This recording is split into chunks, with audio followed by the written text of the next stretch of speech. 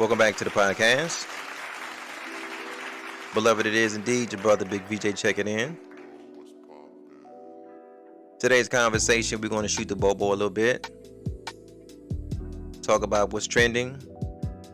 The Pooh Shiesty and the Gucci Man situation, right? And, beloved, we're going to keep everything on man time.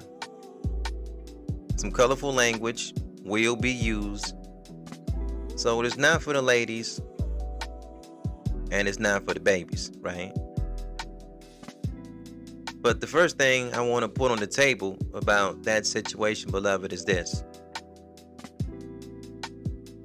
If you love yourself, if you love your lifestyle, if you love your quality of life, you want to preserve your life,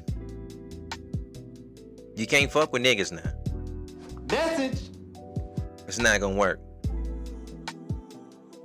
If you want to preserve your life,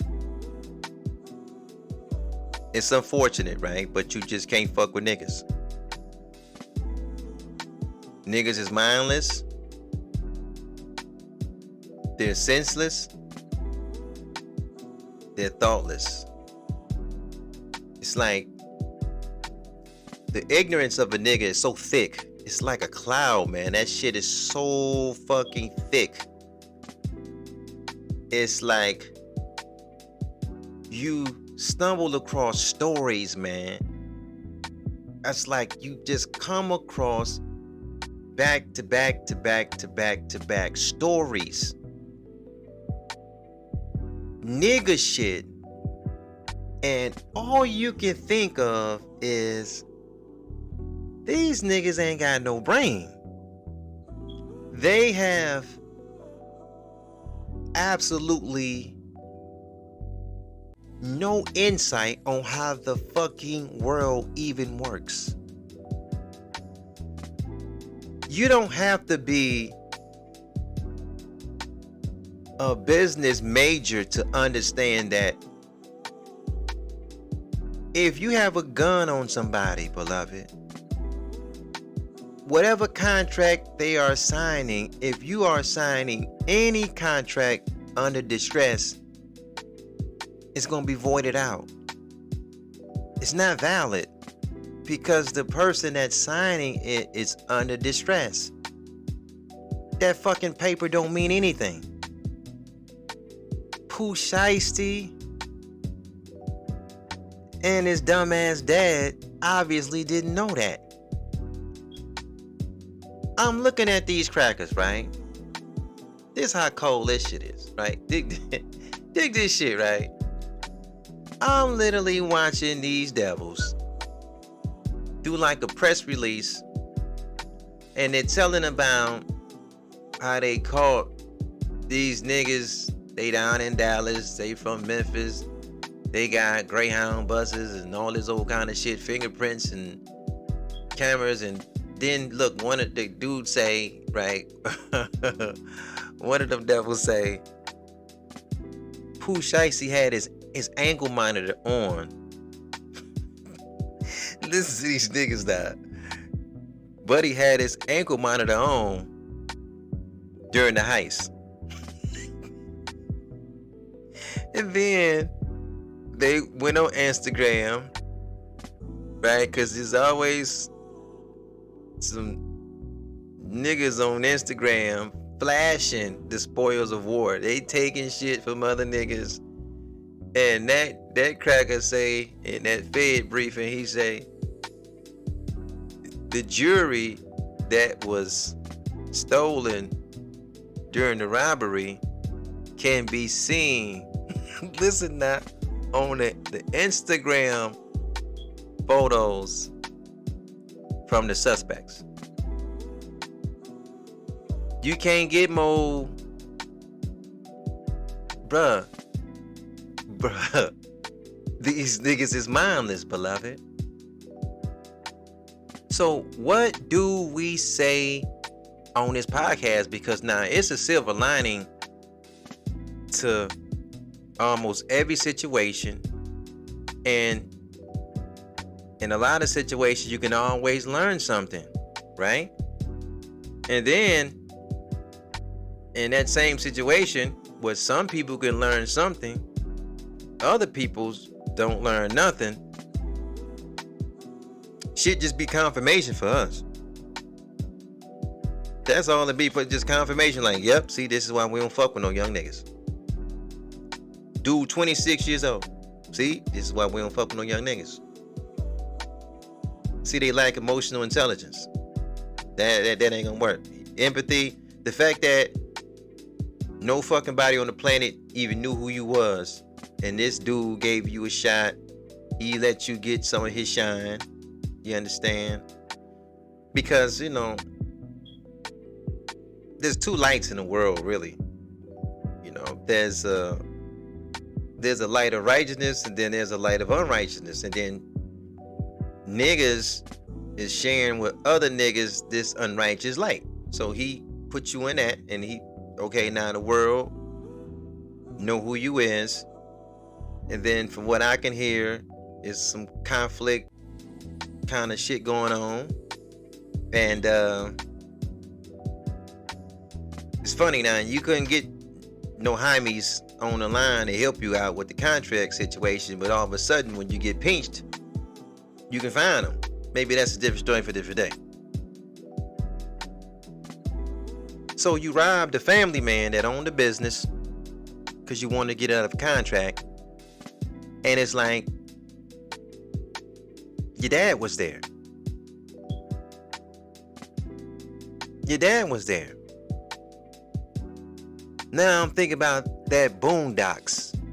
There was a little series way back in the day called the Boondocks. Now I start thinking about that Boondocks series when he said, boy, some powerful niggatry going on over here. God bless the dead to that young brother, P&B Rock from Philadelphia, right? The city of brotherly love, because he lost his life in LA. He got robbed for some jewelry by some niggas that was another father and son duo. So all this shit about, yeah, we got to get the fathers in the home. We got to get the fathers. Yeah, if they're righteous, if they're loving, if they're caring, if they're listening, yeah, we need to get the black father in the home. We don't need niggas to raise more niggas. That ain't gonna do us no good. That system ain't broken. That system that the devil put in place is working just fine. We're looking at the system. We're looking at the manufacturing centers of America, and that's the inner cities. The inner cities are nigga making manufacturing centers of this nation. And in these inner cities, they make some of the best niggas. Problem is, niggas don't even know that they are not niggas. They're just imitation niggas. One day they'll wake up to that fact. But right now, they're mentally dead, deaf, dumb, and blind. And this, what they call street culture, is not even their culture. Street culture, or the underworld, was created by wicked guineas, wicked mix, and wicked hymies. They made the underworld. Our people was on the plantation. Ain't nobody was thugging on no plantation. Ain't nobody was bussing and stumping and no, none of that. You was in line over there, beloved. And then when you left the plantation and you went into the cities of the Midwest and the East Coast and the West Coast, the mix, the hymies, and the guineas was already there. And they, being unrighteous people, gave you the unrighteous rules of how to operate in the street. And then once they got you to do that. They got out of the street. The Jaime ran to the judicial system. The Mick ran to the police department. And the Guinea ran to the fire department. And you became the number one suspect. See, they taught you how to be that. So, in other words, you became job creation for them. That's all you became. When niggas say they in the street, I say, okay, you operate in two zones now. One is job creation and the other one is job security. Not for you, for them. They had to teach you that. Then they hopped out of that, and now that's how they play you. See, Pooh Shiesty couldn't find no lawyer to help him out with this situation, but I bet you see that nigga got a lawyer now. See, all of them got lawyers now. What part of the system do they think the lawyer work in? He's in the judicial system. He ain't outside of the system. He ain't no freedom fighter fighting for you. He's part of the system. These Jaime niggas ain't out of this. They in the system. It's their system. They sitting on the bench. That's why they call it, that's the proper name for it, the judicial system, because they pattern it after the Mosaic Law. That's why you going in there and they got the book from the East, you swearing all on the book, raising hands up and talking about the, They got that whole play in there ready for you. Slavery all over again. Slavery all over again because you couldn't fucking think. Slavery all over again. Look, I want to put a pause on that Pooh Shiesty and Gucci Mane situation. I'm gonna spin the block. Let me talk about this real quick on the pivot. How many of us seen young blood in Texas, 18 years old? Now this went viral too. Him and 3 other jits, they going to the goddamn Quickie Mart, the gas station in Texas. They robbed the motherfucker. They catch Buddy. Gave the 18-year-old 25 years in jail. How many of us seen that shit? That shit was viral too. Just some nigga shit. Three men now. This is what I'm talking about. Mindless. 3 young jits going to a gas station. How much fucking money? Now let's just, cause this ain't hard, man. How much money you think the motherfucking gas station got? Now that gas station attendant, they making anywhere between $24,000 a year to $29,000 tops. Hard working Americans, they're trying to make it now. You understand?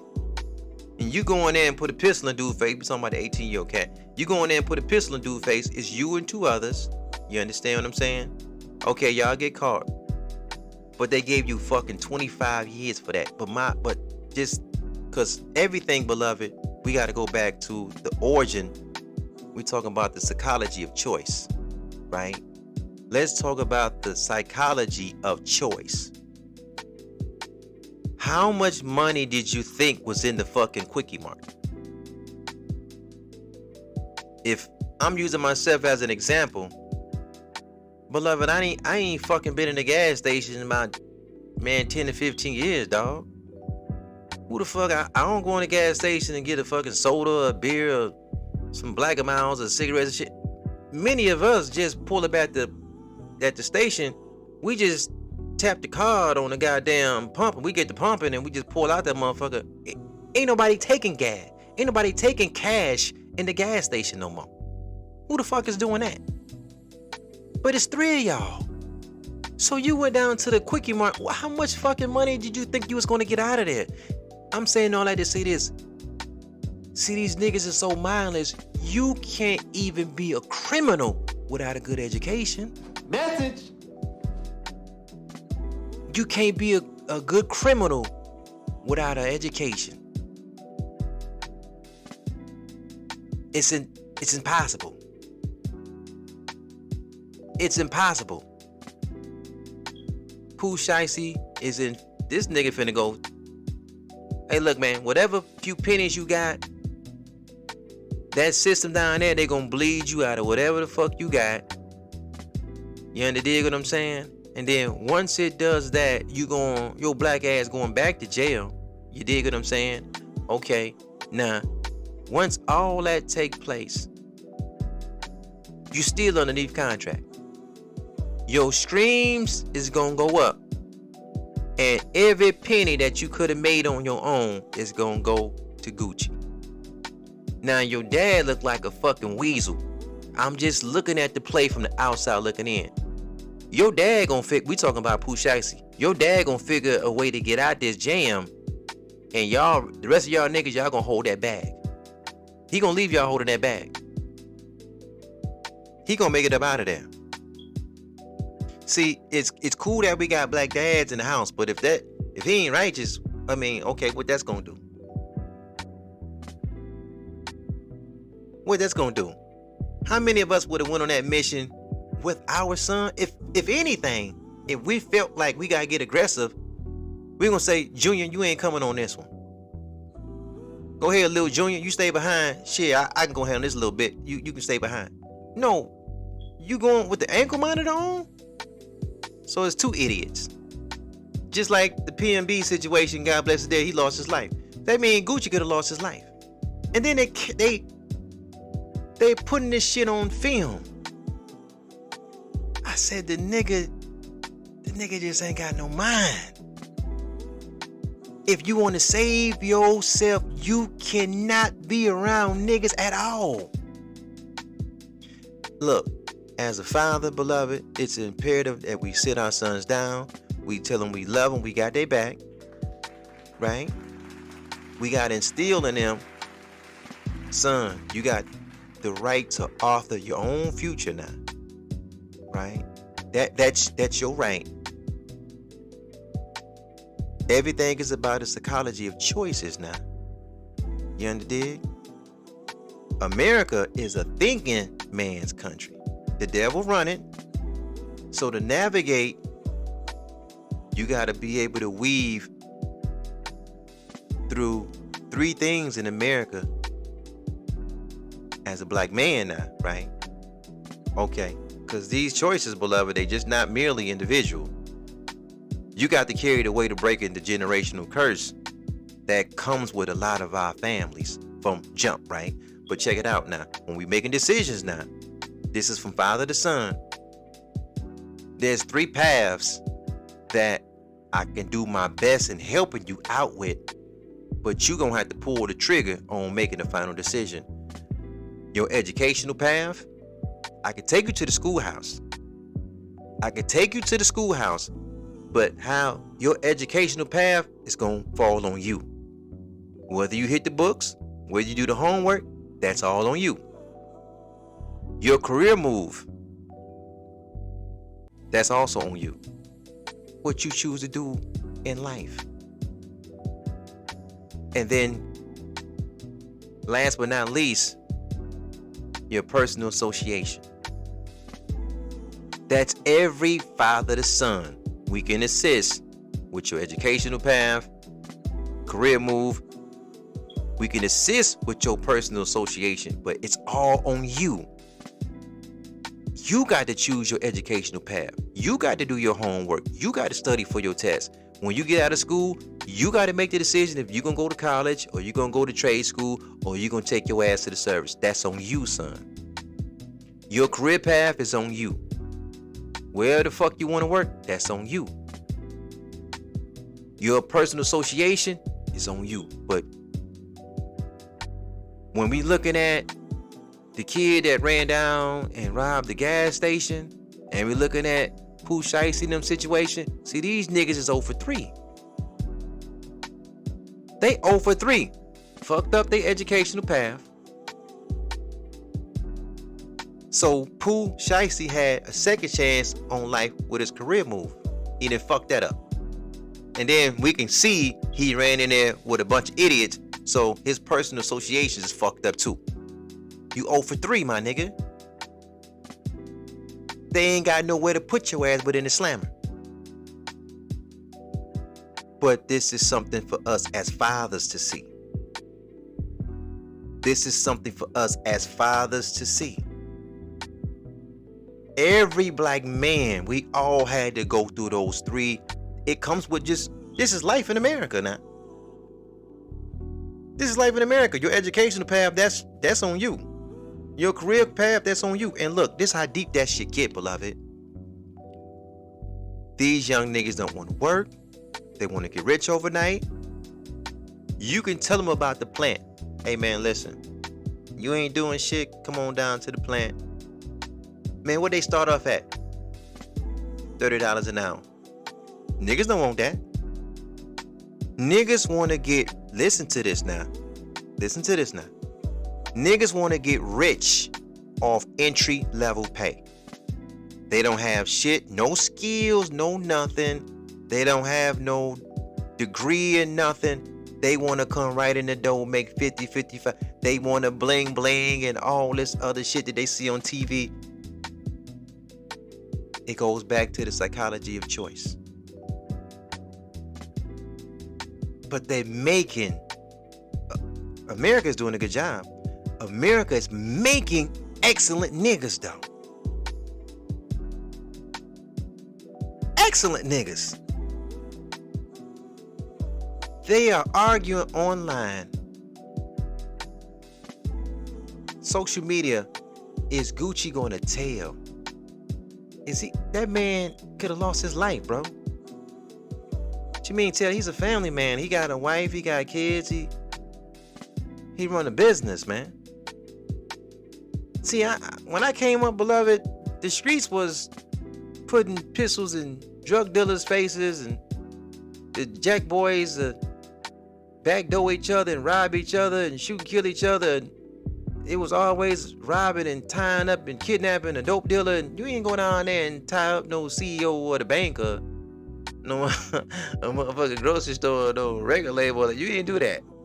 Like that shit on. He's not in the streets. That's business, bro. That's not the streets. But I will say this though. See, in the East, they call it karma, right? In Hindu land. And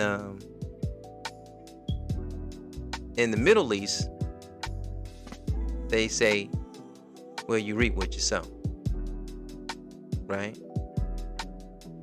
Big Mama and them say, son, what goes around, come back around. Come on, y'all know Mama ain't lie to us. What goes around, come back around. But universal natural law calls that the law of cause and effect, right? Shit just ain't happening out the blue. Everything in this realm, in this dimension, is a cause and it's an effect, right? And the energy that you put out in the world, even if you don't get all of it back, you gonna get a little bit of that back. Cause we talking Gucci now, right? See, if you spent your younger years robbing and taking from niggas, you underdig? Just don't think you the biggest, baddest wolf on the block that you ain't gonna never see your time on the other side of the gun. See, you know, that's an old down south saying. They say, rabbit hunting is fun. Everybody enjoy rabbit hunting. But when you go rabbit hunting, see, it ain't no fun. What they say down south, it ain't no fun when the rabbit got the gun now. It's a different ball game now.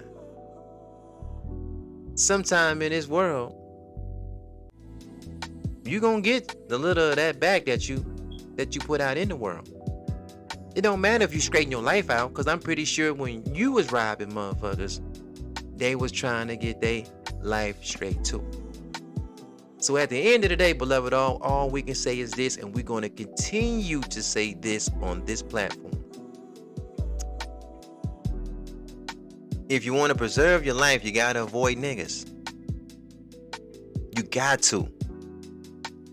Every day you and I wake up, I don't care how much you try to overlook these stories, you can't overlook them because it's real. You gotta avoid niggas. Pooh Shiesty is 26 years old, beloved. He a jit.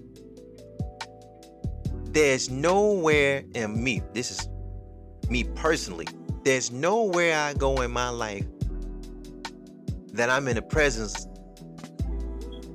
with a jit 26 years old. In their 20s, period. I don't even put myself, we not in the same room. We don't go to the same restaurants. We don't go to the same cabarets. We don't go to the same hangout. I'm not around no young niggas at all. It ain't even no young niggas at the job. They don't want to be there. That's just not my thing. If I'm somewhere and some young jits come in, I'm gone. That's my, no man, I ain't got time. Now, even though on the grand scheme of things, the duty of the civilized man is to civilize the uncivilized. That's in a setting where people are coming to learn. But as we walk through life, in the words of Neely Fuller Jr., peace be upon him, these young jits got poison in their eyes. It's coming right out of their soul and it comes out of their eyes. That's why they shoot each other, because how they look at each other, because they can see the poison in each other's eyes. When they go to purchase a gun, hey man, you look at that videotape, them niggas had military grade machine guns in that robbery, right? But here's the catch though. Here's the real catch. When they bought that motherfucker, when they bought it and they was loaded up, they didn't have an image of a guinea on the other side of that gun. It just didn't happen. They didn't envision no guinea on the other side of that gun. They didn't envision no mink on the side of that other side of that gun. They damn sure ain't seen no Jaime. As much as all the Jaime worship going around here, no, they ain't see no Jaime on the other side of that gun. They seen somebody that looked just like them when they was practicing and picking up and aiming that motherfucker. And even in the conversation that they was going to say to an enemy, it's going to be in a vernacular that only those from the culture is going to understand. Because niggas think that their people is their enemy.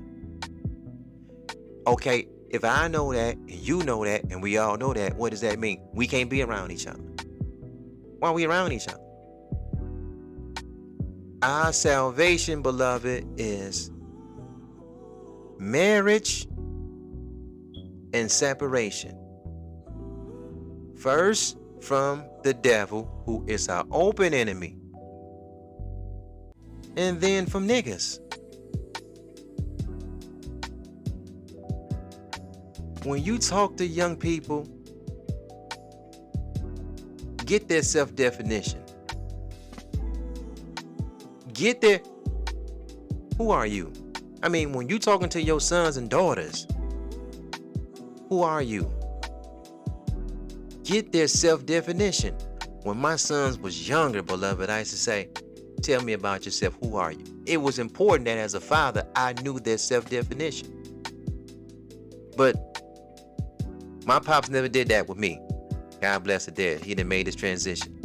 What he did do to me is this. When I had to move in with my dad, the first rule was, I don't want no niggas in his house. And then he pointed to, he got me a 78 Colors with a 350 small block up in there. I wasn't playing no games.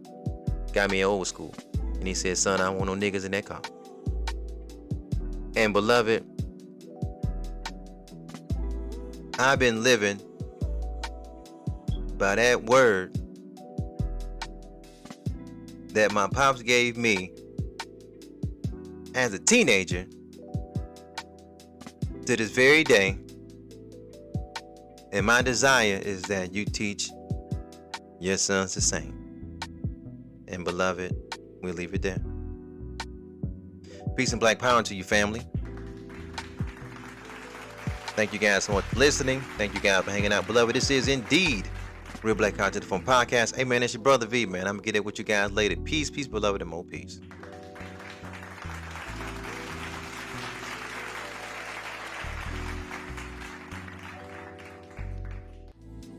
Thanks for listening. Remember to follow us on Instagram, Twitter, YouTube, Google, Anchor, Spotify, and Facebook. Also, don't forget to like, share, and comment on the podcast. Your opinion of what you just heard is important to the platform. So yes, beloved, your comments are the engine and fuel to the machine. Stay blessed and have a powerful day.